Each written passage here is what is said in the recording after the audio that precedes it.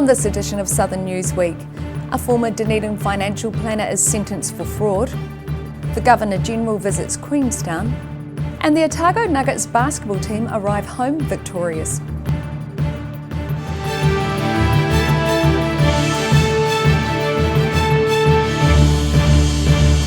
Kia ora, I'm Melissa Barton.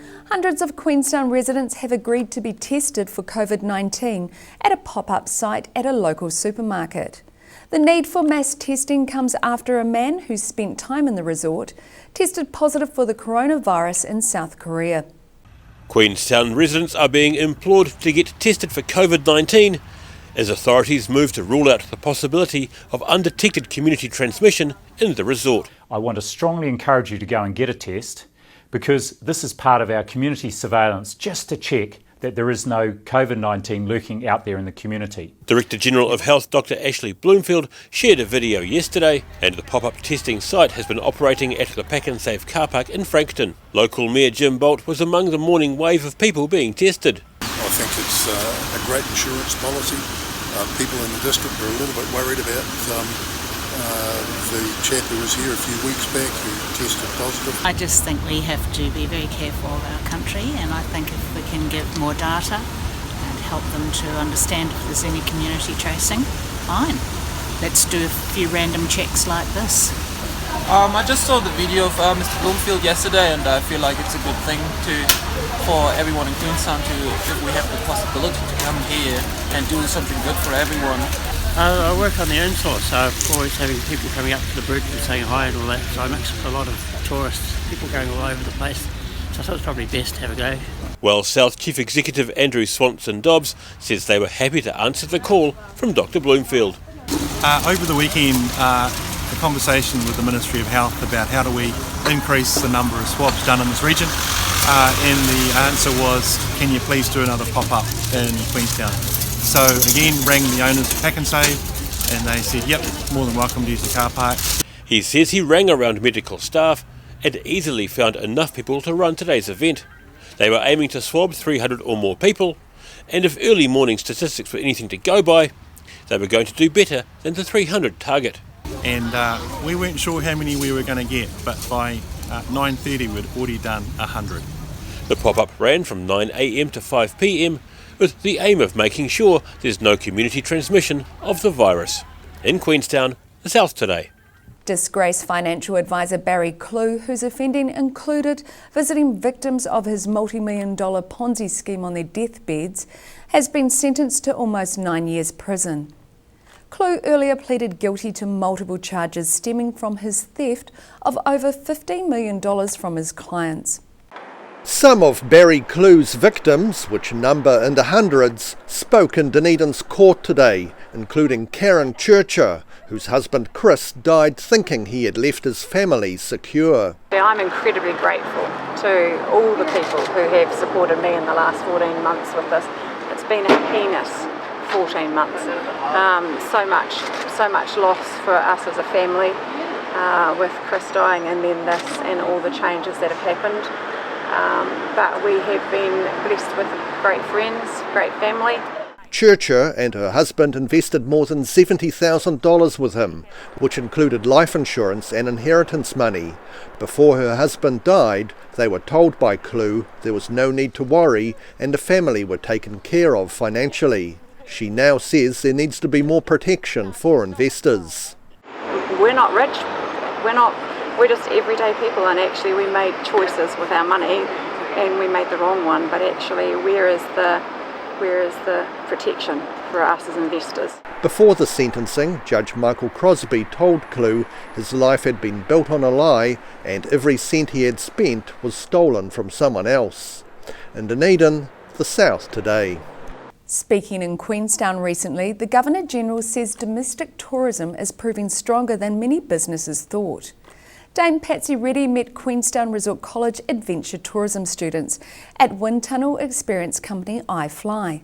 One Queenstown tourism operator was given a shot in the arm yesterday, with New Zealand's head of state taking a tour of the company. New Zealand's Governor-General Dame Patsy Reddy was in Queenstown meeting students from Queenstown Resort College's Events Tourism School at the iSky Indoor Skydiving Company. The Governor-General says she was heartened to see domestic tourism proving much stronger than many businesses thought. Firstly, it's a really tough time, and I think everyone in New Zealand understands that.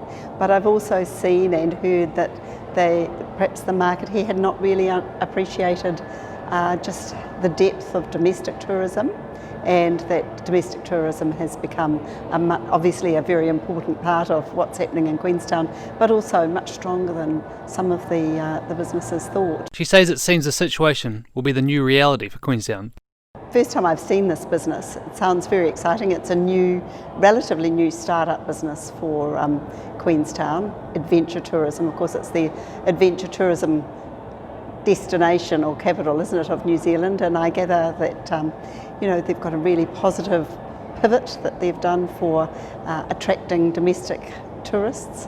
So really interesting to catch up with, see exactly what they do. iFly General Manager Matt Wong says it was an honour to show the Governor-General around his business and still can't quite believe it happened. An absolute honour. I don't know how we managed to get the Governor-General to visit us in the first place, but this is a once-in-a-lifetime opportunity for us in the business, and it means a huge amount as far as support, knowing that the Governor-General was thinking about us during our COVID crisis and our recovery. Wong says he was able to explain to Dame Patsy how his business was coping and what he was doing to battle his way through after the flow of international tourists was turned off. We were 80% international customers, and we had to think very quickly how we were going to pivot to the domestic audience.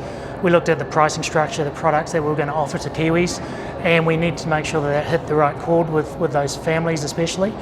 The Governor-General, who also met with Queenstown Lakes Mayor Jim Bolt, was treated to a skydiving display by iFly instructors. In Queenstown, the South Today. It's been a long wait with a few bumps in between, but the Otago Nuggets basketball team are finally champions. On Saturday night, the Dunedin team won the National Basketball League trophy for the first time in their 30-year history, and they weren't even supposed to be there. Otago Nugget Josh Aitchison emerges from the arrivals gate at the Dunedin airport, clutching the team's first ever National Basketball League trophy. The Nuggets beat the Manawatu Jets on Saturday night in a nail-biting win to take out the 6-week competition. The 22-year-old Aitchison grew up supporting the Nuggets and has been waiting for this moment since the team was disbanded in 2014. It's pretty overwhelming when it happened, especially since it's been a pretty big build-up. A lot of us have been waiting for the Nuggets to get back for a long time, so it's pretty awesome for the year that they come back to win it. Despite at least two of them never setting foot in the city before, the entire team made the journey south after spending 6 weeks in Auckland living and playing together. New Zealand basketball rep Jordan Ngatai says the team really bonded during their time together. We were probably one of the luckiest teams. We had a great schedule. I mean, coming in we had 4 trainings and then 2 back-to-back games and then 6 days off. Like, that's perfect. You ease into it, and then we had 5 days, 6 days of just trainings where we can actually get accumulated, put some systems in. So I think we were one of the luckier teams to actually have a great schedule, and no one got injured, seriously. So I think it was awesome. I think they can still improve on it, but for what it is now, I don't think I could have lasted another week, I'll tell you that. Jordan Hunt was visiting Dunedin and says he is looking forward to seeing the city. It's tough to beat a team 5 times, so they definitely made the 5th time the hardest, and all credit to the Jets, they played really well. While they are not under contract to the team, both Hunt and Ngatai are not ruling out pulling on the Otago jumper again next year. In Dunedin, the South Today. Still to come on the South Today, a departing Member of Parliament gives a passionate farewell speech, and the Otago Regional Council says its new bus travel card is causing quite a buzz. So see you after the break.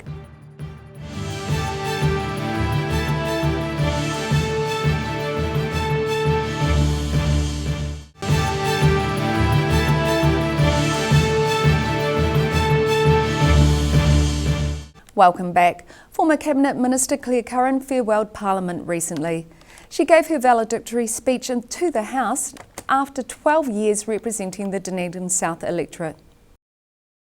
In a fiery, emotional and often funny valedictory speech, outgoing Dunedin South MP Claire Curran spoke of the toll politics has taken on herself and her family, but also of the pride in representing Dunedin South. To all the people of Dunedin South, Now, the Taieri electorate, my people, you will be in strong, capable, caring hands with Ingrid Leary should you elect her. I gave you my life for 12 years. And now it's time to pass the baton. Ngā mihi nui. That's a wrap. The four-term MP spoke of the extreme emotional toll of politics, telling Parliament she once contemplated suicide.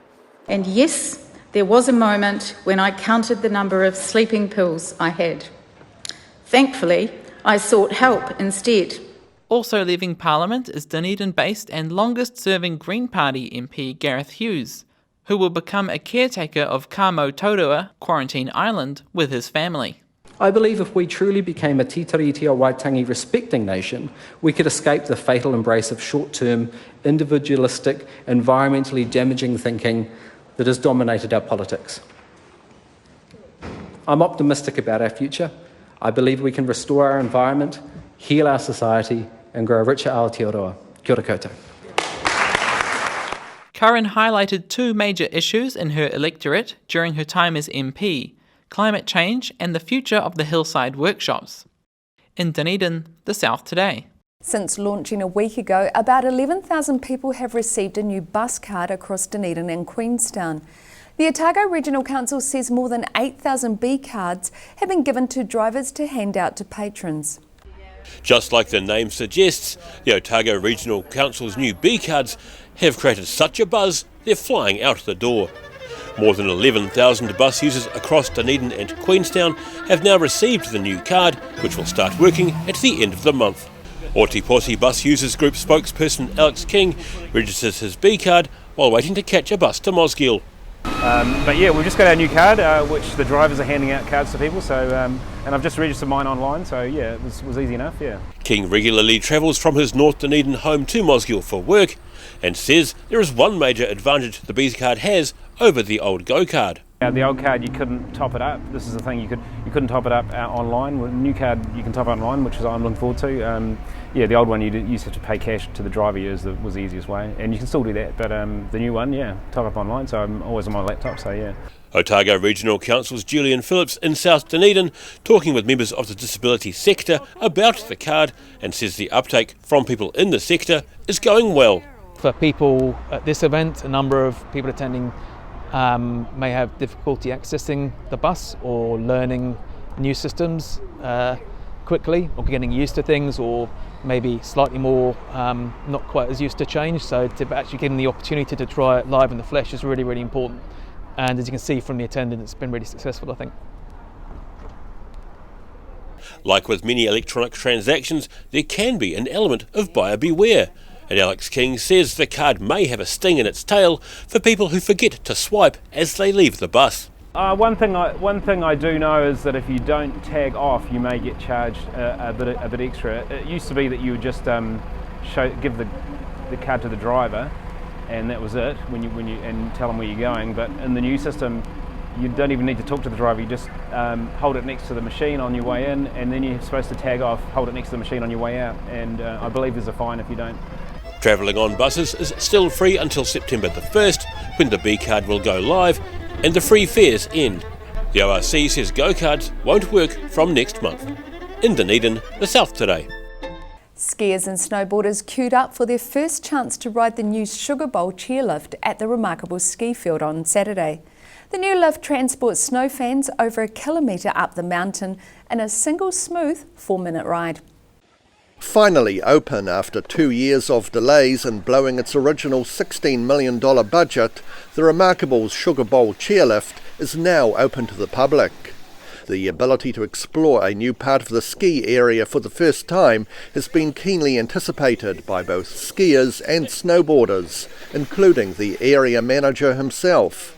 I'm about to go for another ride. I went a couple of days ago just as a foot passenger. This time it's skiing, and to have a good look around as well on those trails, so really excited about that.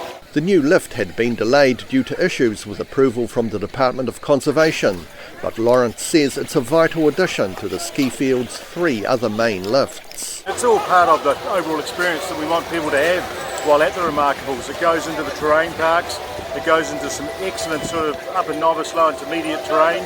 The state-of-the-art 6-seater lift is capable of taking passengers more than a kilometre up to the top slopes in a single 4-minute trip. Even the ride up on this chairlift takes them over new terrain that I'm sure a lot of people wouldn't have seen before.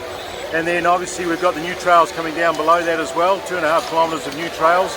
Still early days with the snow cover and that sort of thing, but it's a whole interesting flight. I say flight because it is like you're in a plane. It's smooth as on this chairlift, very cushioned ride, and just a lot of terrain to have a look at. The ski field's next project is to replace the older Shadow Basin lift. In Queenstown, the South Today.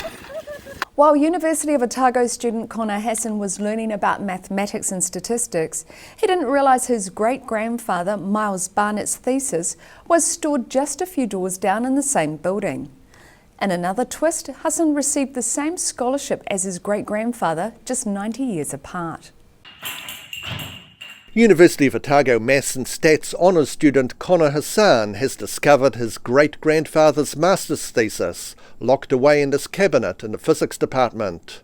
He jokingly says the 1923 thesis on radio waves by esteemed scientist Miles Barnett has been the inspiration for his own thesis this year. I was kind of just sitting with it like, oh, cool, like it's pretty cool, sort of looked through it. Gave me some ideas for my thesis this year, maybe. No, it didn't at all. I can't understand a word of it. It's way above me. Actually, the thesis Hassan is working on is a statistical analysis on how fake news affects elections. He says his great-grandfather's hand-drawn graphs are definitely a century away from his own computer modelling. The biggest difference I noticed was like all of the graphs and the like sort of analysis I do for my stuff is like sitting away, like plugging away at a computer, typing up code and stuff, and it felt like a lot more sort of it's probably experimental physics, which is like a lot of sort of like trial about how the like real world works.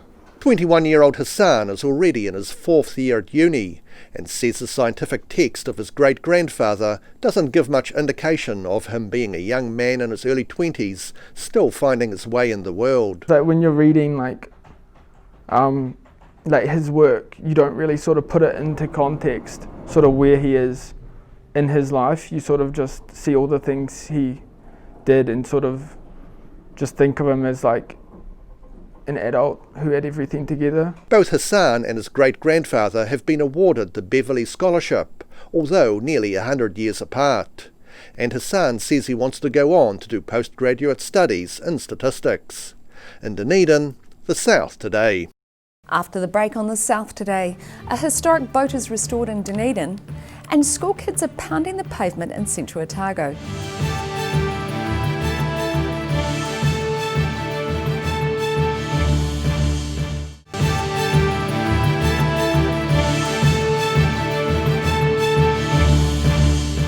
Thanks for staying with us. A 95-year-old fishing boat from Kaikoura is being lovingly restored at a Dunedin shipyard. The restoration is being commissioned by its new owner, who can remember getting rides on it in the late 1940s. Bevan Burrows and his wife Nancy can already envisage standing on the deck while cruising the seas with their newly restored boat called Pakiha. Burrows came across the boat for sale 2 years ago and discovered it was one he used to get rides on as a youngster in Kaikoura in the late 1940s. Somebody said, oh, that's the old boat from Kaikoura. And I just looked at it because I've always loved that boat, you see, the Pakiha. And it was for sale, so I decided to buy it. The boat's 2-year rebuild by Carey's Bay Marine Services is now only about a week away from completion, being lovingly restored to its former glory. We did quite a bit to it, then we thought, well, I was quite a better off, and so I spoke to these boys here and they said, oh, bring it down. And that's where it started from, the rebuild. Yeah. With the 2 masts, more or less similar to what it was, but the extended cab, so we could have it as a pleasure boat. Built in 1925, Pakiha is a tough little boat, and possibly the only remaining one from Kaikoura at that time. Well, it's the only survivor of the boat at that time from Kaikoura. It was hard fishing days, and it's been washed up on the beach about 5-6 times. Yeah. In its life, and survived. The couple are planning a big trip this summer to the top of the South Island, including a visit to the boat's old home of Kaikoura. In Dunedin, the South Today. Aspiring primary and intermediate age cross-country champions got to compete in the annual cross-country in Ashburton last week. The event saw the fastest runners from about 22 schools competing for the coveted chance to go on to further events in Christchurch. Hundreds of primary and intermediate level school pupils gave it their all in the cross-country at the Ashburton A&P Showgrounds last week. The annual event is coordinated by Natalie Shaw of the Mid-Canterbury Primary Schools Sports Association. And so year 5 to year 8, the year 5 and 6s they run a 2 kilometre race, and the year 7 and 8s they run 3 kilometres, and so each lap is 1k. Running in overcast conditions on a wet grass course, supported by friends, family and their school peers, the race lineup was made up of the winners from school heats from about 22 schools in the Mid-Canterbury area. All the schools from Mid-Canterbury area have had their school events, and their winners have come down and they're going to compete today. We're going to have about 200 or 300 kids. It's really exciting. The event is taken seriously by the youngsters, as the top 3 from each age group will get to compete at a primary championship in Christchurch later this month. Very competitive. This is the best of the best. Some of the times could probably be under 15 minutes. So very exciting. Some fast runners out there. And place getters from Ashburton's Intermediate School will get a chance to run in the Canterbury Intermediate Championship. In Ashburton, the South Today. That wraps up this edition of Southern Newsweek. For the latest news from the Southern region, check out odt.co.nz and follow Channel 39 on Facebook and YouTube. Have a wonderful weekend. Ka kite anō.